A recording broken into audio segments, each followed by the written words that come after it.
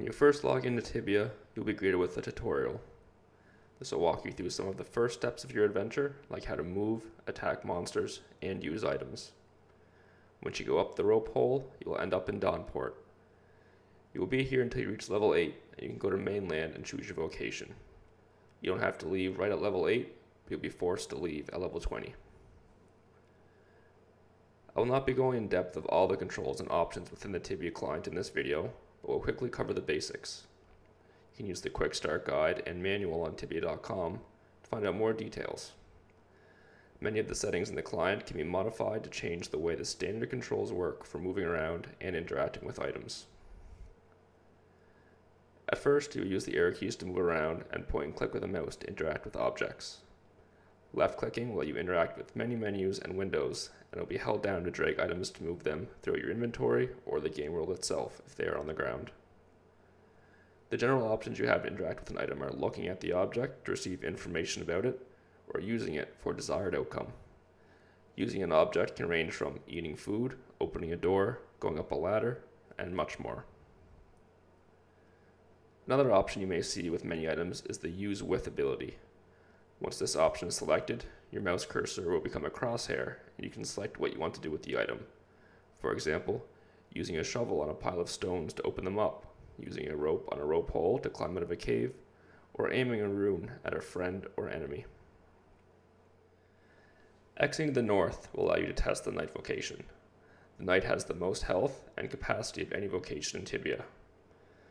Knights fight in close quarters combat using a melee weapon, whether it is a club, axe, or sword, and focus on keeping the enemies engaged on them and away from your team. Exiting to the east will let you test the Paladin vocation. In Tibia, the Paladin is a little different than you may expect. They are more of a jack-of-all-trades class. They have less health and capacity than a knight, but more than a mage.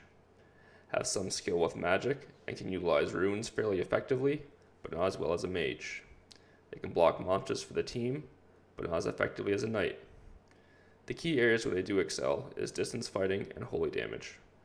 They use bows and crossbows, as well as other thrown weapons for their damage, and are the only vocation that can inflict holy damage. They will generally keep their distance from their targets, and have arguably the highest single target damage in the game. Exiting to the south will allow you to test the druid, while exiting to the west will allow you to test the sorcerer. There are many similar aspects to these classes, as well as some key differences.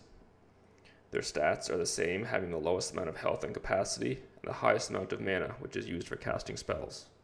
The druid focuses on the ice and earth elements for their spells and runes, as well as healing magic. The sorcerer focuses on fire, energy, and death. The druid is the only vocation that has spells that allow them to heal other people. There are other ways to heal your team using runes and potions, but the druid is highly sought after in team hunts as they are the most efficient. All vocations in the game can use runes as long as they meet the requirements for the proper level and the magic level, minus a few exceptions.